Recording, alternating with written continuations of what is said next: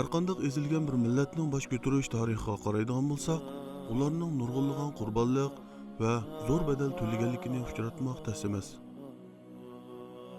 Ular bu jarayonda o'z xalqi, tuprog'i va ideologiyasini himoya qilish uchun hatto millionlagan qurbonliklarni va mollarni taqdim qildi. Gitler bir millat urushda tugab ketmaydi, balki u sukut ichida yo'qolib ketadi degan edi. Mana qaraydigan bo'lsaqmi, 2-Dünya urushida odam va iqtisod jihatda zo'r yo'qotishga yo'liqqan Germaniya va Yaponiya hozirgi zamondagi eng kuchli davlatlar qatorida o'rin olmoqda.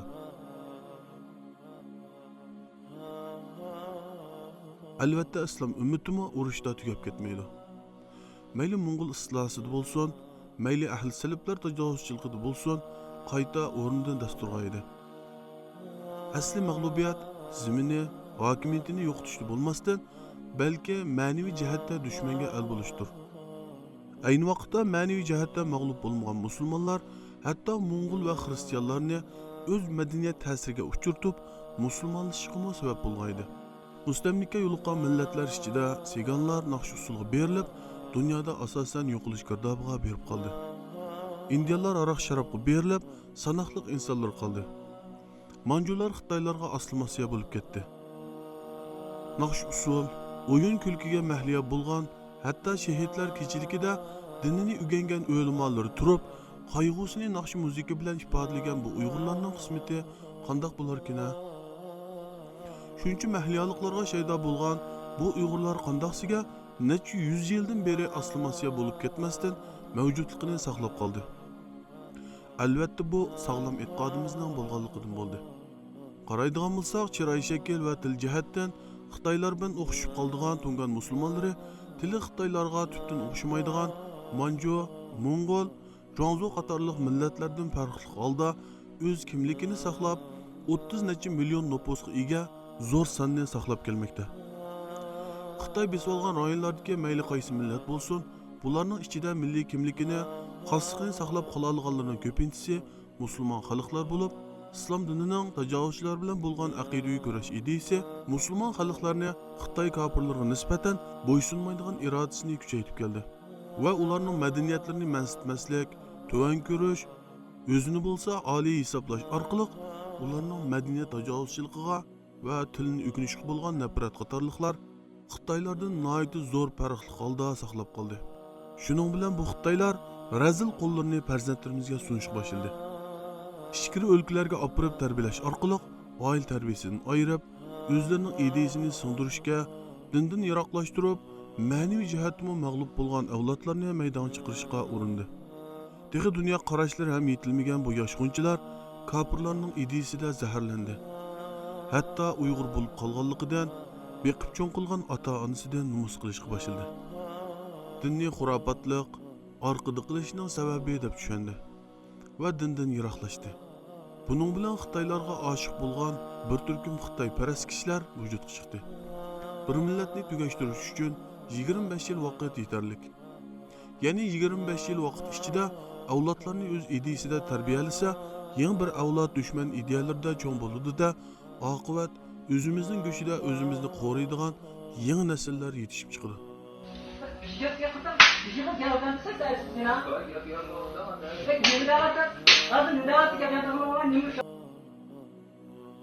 我这边有两个简单的问题啊，第一个是，东突思想为什么在新疆还在延续？第二呢，它在民众中为什么还有这样的传播的这种受众面？主要这两个面。既然是意识形态，既然是理论，它通过意识形态反映，我们认为关键还是人的工作没做好。人的工作没做好，我们有两个问题。第一个问题是我们的干部队伍和我们的知识分子，包括宗教人士，里边有一部分我们现在定位叫两面人。两面人，哎，台上咱们讲的都是拥护共产党，台下在家里或者在自己的民族的圈子里边，他讲另外的话。维吾尔族有两个特点，第一个特点尊重权威，你只要比他官大，你踢他两脚他没意见的。第二个呢，就是尊敬长者，这倒是传统。阿克萨哈尔是白胡子，那么呢，比一般的人要受尊重。阿訇都是长者，所以宗教人士和干部队伍的问题，实际上是我们讲的分裂意识的它的核心问题，教材问题，这是知识界的。2006年，新疆的维吾尔的语文教材进行了重新的编写。2006年啊，由维吾尔民族呢这个学者自己组织编写。那么形成的是什么概念呢？大概从1年级到初3，一共17本，里边有300多篇文章，只有不到20篇是选自于内地课文的，跟汉族课文不同等级的，剩下的90%以上都是乌七八糟的东西，很多都属于鼓励或者说暗中鼓励分裂的，哪有什么领袖人物，哪有什么邓小平、毛泽东老一代的，没有。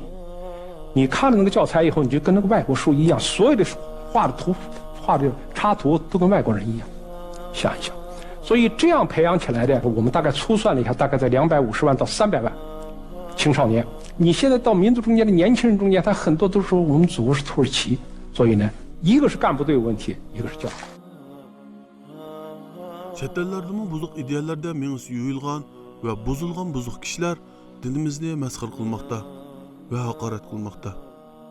Ya'ni ba'zi G'arbning ana ideologiyasini manba qilgan, ma'rif sistemasida tarbiyalangan yoki ideyasi singdirilgan kishilar demokratiyadan iborat ozg'un yo'llarning aldamchilikqa, soxtapazlikka to'lgan chirkinda tuzum ekanligini aniq bilsa-mu, yanada islom aqidasiga tubdan zid bo'lgan demokratiyadan iborat buzuq ideyalarni xalqimizga sunmoqda. Aldamchilik qilib, demokratiyaniki ma'u, demokratiyaning bir uchiq yeri, demokratiyaning bir xatoligi ma'u, demokratiyaning bir ojizligi. Qanchalik jiq aqlingizdan inson agishsa, bu inson qo'yulamdi, inson bo'lamdi, bilimli inson, bilimsiz inson bo'lamdi, yoki bo'lsa o'chmanlik qilgan bir inson bo'lamdi. Aqlingizda qanchalik jiq odam yig'alasangiz, demokratiyada bilet tashlash moda bo'lg'ashgan, bilet tashlash bilan qilgan shu g'ashqa. Shunga o biletni elish uchun o inson, masalan Donald Trump o'xshash Meksikanlar, ular tajovuzchi, ular buzuq, ular degan Amerikaga zaharlikchi kimliklarni akirdi. Biz ularning hammani qo'llab chiqarishimiz kerak. Meksikaning chegarasiga yo'g'on tomlan yasashimiz kerak. Musulmonlarning hammani qo'llab chiqarishimiz kerak. Ko'k amaliyotda bunda qilinmaydi. Bir davlatning beshiga kelgan vaqtida bu so'zni tutanmaydi. Ammo nima deb tutanmaydigan so'zni deydi? Chunki demokratiya bilet tashlash bilan bo'lgan narsa.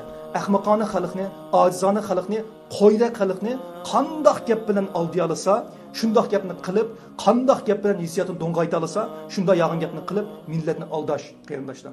Shunda bo'lg'ashqa hozir dunyoning hamma yerga qarasanglar, bu Amerikadagi Donald Trumpning qazanishimi populizm bilan bo'lgan narsa bu. Masalan, boshqa davlatlarga qarasangizmi, balki bo'libmi musulmon islomiy davlatlarda Isroil deb saylamdan burun Isroilni tillash moda bo'ldi masalan. Saylamdan burun Isroilni shundoq ham tillagandan keyin mashalloh, barakalloh, xalifai ruhul zamin, ummatning lideri deb darhallam ashadamga bilet tashlaydigan ishlar shakllandi. Bu nima? Bu populizm qarindoshlar. Bu xalqni aldash, bu xalqni qo'yning o'rnida ko'rish. Mushundoq bo'lg'ashqa bu dunyoda layoqatsiz insonlar, sharoit to'shmaydigan insonlar siyosatning beshiga chiqib, chunki ular yog'an gap qilib, masalan Ukrainaning boshlig'iga o'xshash, Ukrainaning yangi saylangan prezidentiga o'xshash, men saylansam dedi, butun Ukraina xalqiga gaz, suv, elektrik hamma narsani bekor qilib o'tma. Degandan keyin u saylandi. Saylangandan keyin qaysi elektrikni, qaysi suvni, qaysi gazni berdi millatning milini. Uni berilmaydi, bir davlat hayot qilolmaydi. U so'zini tutanmaydi. Chiqib aytisi o'zgardi. Chiqib aytisi inib oldi gapini. Shunga qarindoshlar, shunga. Mening butun dunyodagi qarindoshlarimizdan meningki tavsiyam bu populizm degan narsani bunda Google'lab beqib, populizm degan nima, buningdagi siyosatdagi ta'siri nima, demokratiyadagi ojizliklar nima deganda shuni bir tekshirib ko'rib, anandan keyin bizni shunda quruq shuur bilan avlaydigan insonlarni biz ko'zimizdan ko'rib tunib yetalishimiz kerak. Islom xalifalik qurmiz deydiganlar Arabistonda boshqa bir quruvasini biz ko'rib baqili qanday xalifalik qurdi, ammo Uyg'urlar xalifalik qurmaydi. Uyg'urlar demokratik bir davlat qurdi qarindoshlar. Uyg'urlar demokratik bir davlat qurdi qarindoshlar. Yaqinqi zamon tariximizga qaraydigan bo'lsakmi, tajovuzlarga qarshi ilib berilgan inqiloblarimizda bir qancha qitim g'alabalarni qo'lga keltirgan bo'lsakmi, oxirida tashqi kuchlarning qo'l tiqishi va ularning tarbiyalagan madaniyat taqlidchilarining moslashishi bilan minglagan shahidlarning qiniga xiyonat qilindi. Buningga qo'shilgan armiyaning qurol-yarog', o'q-doriga asosan tashqi kuchlarga tayinib qilish, o'zimizning yetishgan harbiy ma'lumotga ega kadrlarning kamchilligi, inqilobchilarning dinni va siyosiy sapasining tuvan bo'lishi qatorliq omillar tufayli Rus kirgizgan shpion ofitserlarning rahbarlik qatlamiga o'rin olib, Sovet ittifoqining manfaatiga xizmat qilganligida bo'ldi. Tarix hargizmi yilda bir qitim xotirlab qo'yish bilanla aslanmaydi. Balki u tajriba saboqlarni yakunlab, ketkizgan xatoliklarni tuzitib, qaytadan bosh ko'tarish uchun o'ginildi. Undaqda biz tarixni qanchalik yakunladik? Biz Xitoy kommunistlar bilan bo'lgan qonliq jangga qanchalik tayyorlik qildik? O'zimiz o'q-dora, qurol-yarog' yasag'idek sanoatni maydonga chiqara oldikmi? Har xil jang sharoitlarda bizni yetaklab ma'olaydigan qo'mondon rahbarlar yetishib chiqdimi? Yoki bunimi boshqalar Rus tarbiyalagandek tarbiyalab ichimizga kirgizsinmi? Agar o'zimiz qurolli kuch hozirlamaydiganmiz, ayni yillari Sovet ittifoqi o'z manfaatidan qanoat hosil qilganda minglagan qurbonliklarni berib qo'lga keltirgan g'albiga xiyonat qilib, qurol yordamlarini kesib, shpionlari orqali inqilob mevasini yo'q chiqargandek ichinarli taqdirdan qochib qutula olmaymiz. Ko'z oldimizga Taliban islom imoratiga qaraydigan bo'lsak, to'g'ri manhaj ostidagi qurolli inqilob orqali to'xtamay kurash qilish natijasida dunyodagi birinchi kuch bo'lgan Amerikani mag'lubiyatga uchratdi. Yana qaraydigan bo'lsak, Ozarbayjon Birlashgan Davlatlar Tashkilotida Ozarbayjonning davlat tavalligi deb e'tirof qilingan Qorabog'ni 30 yillik siyosiy harakatlar orqali qaytarib ololmagan bo'lsa-mu, askariy jihatdan kuchlanib, 44 kunlik harbiy yurish orqali qaytarib oldi. Mana bugun Uyg'ur jamiyatining ahvoliga qaraydigan bo'lsak, ko'plagan tashkilotlar va guruhlarning Sharq Turkiston inqilobida tutgan yo'llari farqli bo'lib keldi. Ba'zilari Uyg'ur madaniyatini saqlashimiz kerak degan shior ostida millatni xorliqqa tashlaydigan dutta tambirni qo'lga oldi. Ba'zilari namoyish bilan yig'ilishlar qaynimida siyosiy harakat orqali 70 yilni o'tkazdi. Ba'zilari qurolli inqilobni chiqish qilib turib taraqqiy qilmoqda va zo'raymoqda.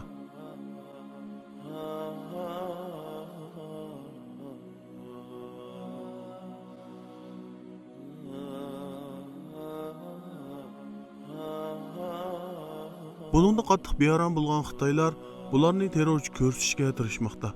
Eng ichinarli yeri shuki, ichimizdagi ba'zi nodon kishilar birdan-bir qurolli kuchimiz bo'lgan bu mujohidlarni qarlab, yetim qoldirishga urinmoqda. Bu Sharq Turkiston Islom partiyasiningki rahbarlik heyetida masala bor. Bu Xitoyninki idorasida, Xitoyninki kontrolligidagi bir islom partiyasiga aylanmoqlik. Agar unda bo'lmagan bo'lsa, nima uchun bir qitim Xitoyga ajallik bir zarba bermadi? Ma'qul vatanga kirish, Xitoy chegarasini atlab Xitoyga mush etish, qurol etish bu imkonchiligi bo'lmasa-mu, dunyoda xalqaro Xitoyning nurg'unlagan manfaatlari tursa, nima uchun bu yerga qarta biror amal ish qilib boqmadi? Bularda masala bor degan edik. Lekin buning qarshisida ba'zi ziyolilarimiz bularning qilgan xizmatlarini muayyanlashtirib, mujohidlarni qo'llash to'g'risida aql fikrlarni o'tirib qo'yishmoqda. Bizning 20 yillab bu shu sohada yurgan odamlarimiz hozirgacha qurolli inqilob masalasida xalqaro vaziyat yo'l qo'yganda ish qilishim kerak degan javob berdi. Men bu gapni rasmiyatdan qabul qilolmayman. Biz qurolli kurash degan so'zni qo'rqib o'tgansiga Xitoy texmi bizni terrorchilikda ayblaydi. Çünkü biz özümüzü sapkın hazır Xitayga tutib qo'ydik. Xitoy buni hozir shunchalik epchillik bilan Uyg'ur xalqining butun chetdagi faoliyatini hammasi kishilik huquq ko'rishiga bog'layapti. Buni chiqarmayapmiz. Bu pek muhim narsa. İnqilab qilyapmiz. O'tgan pasqaldi birsi mustaqil inqilob, mustaqil davlatimiz qurgan az qoldi. Amerika parlamenti Uyg'urning nemisi yangrad edi. İstiqlal marşı yangrad edi. Shunda hayajonli millat. Bütün dünyadagi chet el yashayotgan bütün Uyg'ur bir mushtumdek tuyulib Xitoyning qapqini yargan vaqt. Mushun tushunaylik mushuni. Biz 70 yil dunyoning ko'ziga qaradik. Neçe milyon adamlarımız lager gitti. Ben bundan bir dep qo'yay 2009-yili 5-yil vaqas bo'lgan vaqtida minglagan, 10 minglagan adamlarımız türmelerga kirdi, etib tashlandi, yo'q qilib o'tildi. Biz namoyish qildik. 5 yılın 1 yılını hatırlap namoyish qildik, 2 yılını hatırlap namoyish qildik. Bu yıl 10 yılını hatırlap namoyish qildik. 10 yılını hatırlap namoyish qilgan vaqtimizda Xitoy millionlab Uyg'urlarni kameraga tiqlatgan vaqtda bizning qilgan ishlarimiz Xitoyga kichkina bo'lsin bir tahdid shakllantiramiz. Qilyapmiz, uni qilyapmiz, buni qilyapmiz.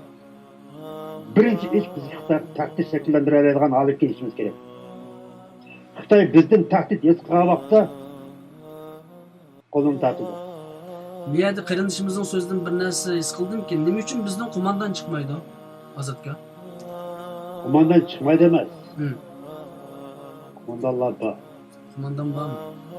Ammo keyin-keyindan Men chiqsa mana aytay, agar Sharq Turkiston milliy armiyasining qo'mondonlik shtabini qursa, Afg'oniston urushlarida jiq qishloq qo'mondonlik qilgan bolalar bor. Xitoy namoyish qilgan odamni o'ldirmaydi, men aytib qo'yay. Shu orqali odamni o'ldirmaydi, imzo to'ldirgan odamni o'ldirmaydi, guvohlik qilgan odamni o'ldirmaydi. Qo'lida qurol turgan odamni o'ldirdi. Chunki Xitoy tahdid shakllantirgani qo'lida qurol turgan odam. Men shuning uchun o'zimizning mujohidlarga tiltakizmanglar dedim shu. Ular bizning kelgusi milliy armiya shulardan quriladi. Ular tiltakizmanglar.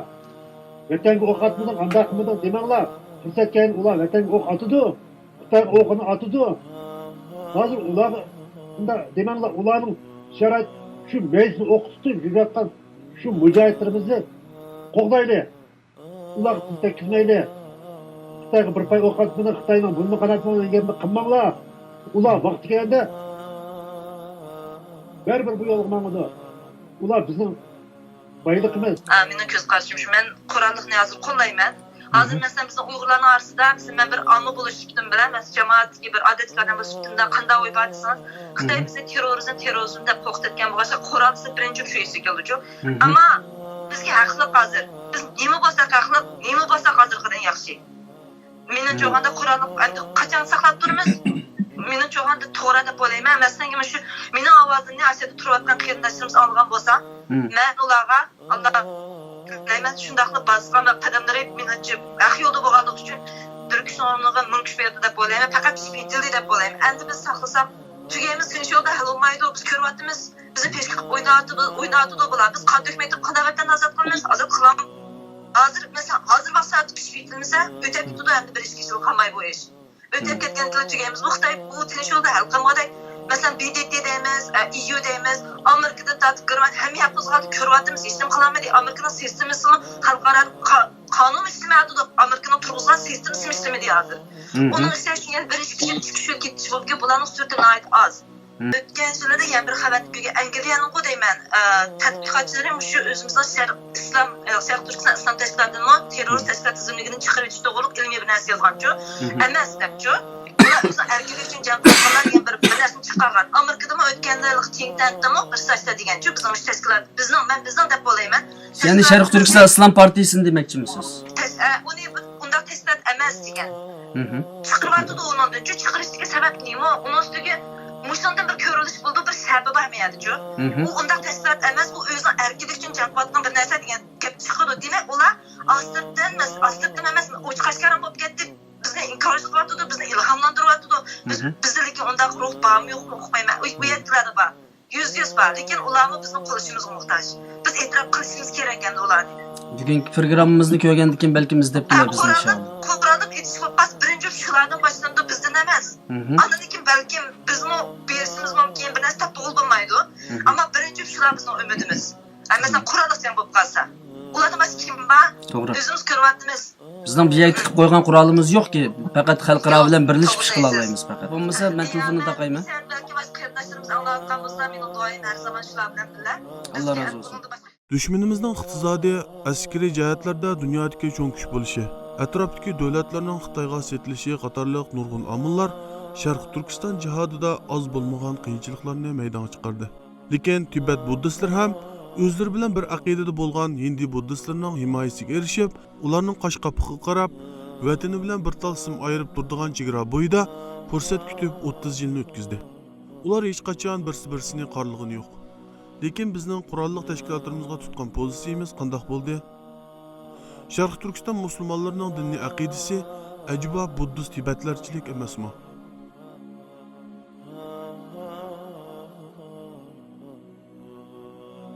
Ey aziz Şarkı Türkistan Müslümanları.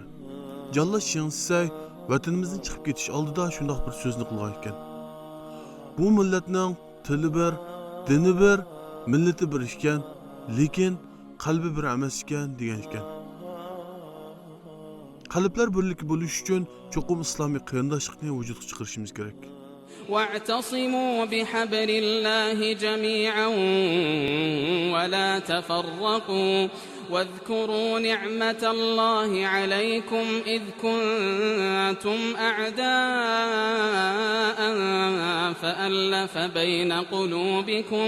فألف بين قلوبكم فأصبحتم بنعمته إخوانا وكنتم على شفا حفرة من النار فأنقذكم منها كذلك يبين الله لكم آياته لعلكم تهتدون